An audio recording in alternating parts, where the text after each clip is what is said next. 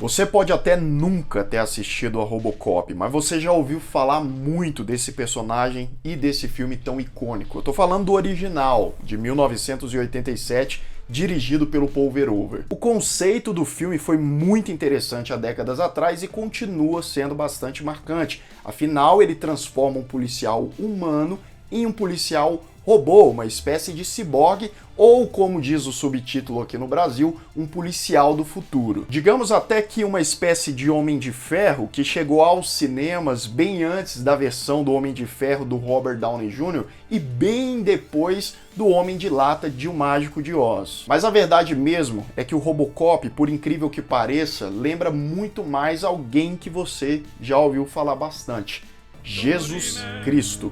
É isso mesmo, Jesus Cristo. Parece até um absurdo total, né? Conversa de maluco mesmo, mas vai por mim. Esses dois têm muitas peculiaridades em comum e a gente vai falar mais sobre elas na primeira edição do novo quadro aqui do Refúgio Cult, Teoria da Conspiração.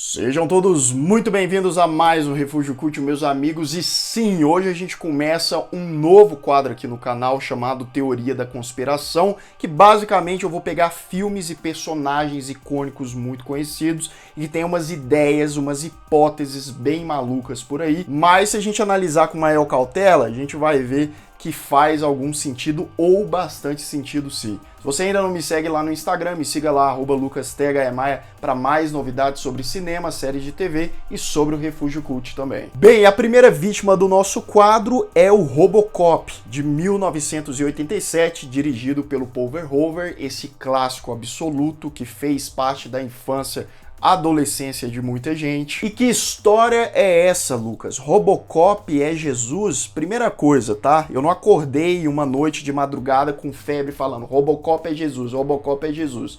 Não, isso é uma história que já rola há muitos e muitos anos, né? As pessoas falam sobre isso por aí, né? Analisam ali as imagens, o conceito do personagem, falam, ó, Robocop tem algumas coisas ali a ver com Jesus.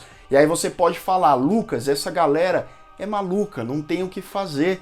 Calma, não é bem assim não, tá? Porque o próprio Paul Verhoeven, né, o diretor do filme que estava envolvido ali com a criação daquele universo, daquele personagem, ele confirmou todas essas teorias, falou, ó, é verdade esse bilhete aí, tá? Em 2010 o cara concedeu uma entrevista falando mais sobre essas questões, e eu revendo o filme ontem, eu vi que muita coisa faz sentido sim.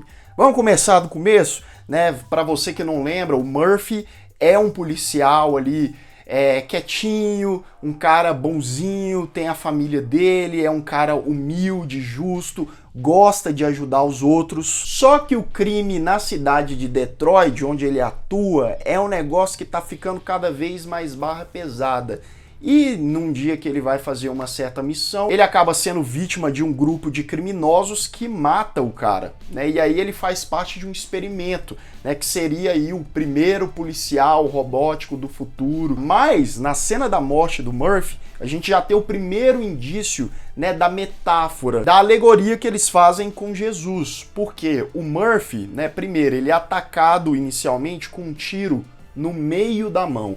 E aí depois os caras estão ali, né, atirando no coitado, inclusive é uma cena, né, até impactante ali. Robocop, para quem não lembra, é um filme violento. E aí quando ele tá ali perto da sua morte, ele tá com os braços abertos, que lembra o quê? Né? O momento da cruz ali. E depois que o experimento com ele dá certo, ele se transforma no Robocop, né? A gente tem a ressurreição do cara, porque ele é dado como morto. Your move, creep.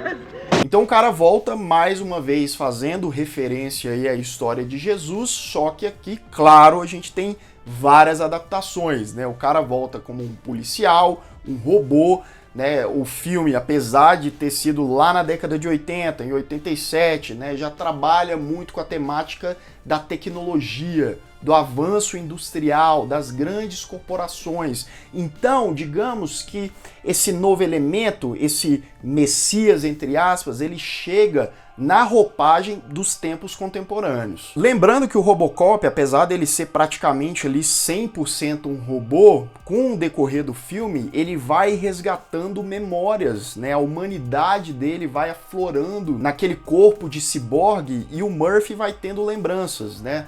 Da vida dele, da família dele, do senso de bondade que ele tinha. Uma outra analogia com Jesus, você deve se lembrar bem, até porque não temos só o Robocop de 87, a gente tem o Robocop 2 de 1990, o 3 de 93, o meu preferido de longe é o primeiro filme. O José Padilha dirigiu aquele remake, né, mais recente de 2014. Nos originais, nos primeiros, o Robocop muitas vezes quando ele vai atirar, ele atira assim, ó, de braços abertos. Mais uma vez, uma analogia ali com a cruz. Essa teoria aqui do Robocop, Jesus, ganhou tanta força, né, ficou tão famosa nos últimos anos, que mundo afora o pessoal fala que ele é o Jesus americano.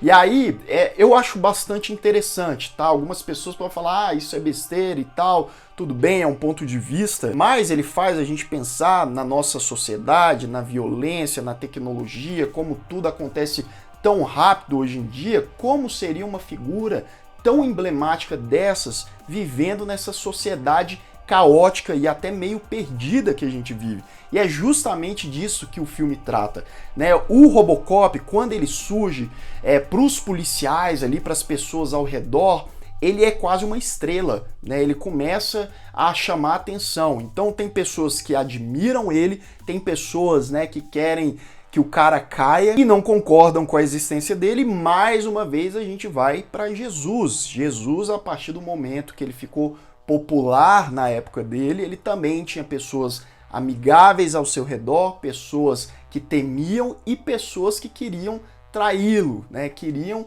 que ele não existisse mais. No contraponto dos dois personagens, a gente tem diferença do modo deles de agir, porque, né, Jesus andava nas ruas, né, com o pessoal de maneira caridosa, curando, etc. O Robocop, ele já chega de maneira violenta, sanguinária, né? Não porque ele quer machucar as pessoas e fazer maldade, mas porque ele tá cara a cara com a sociedade.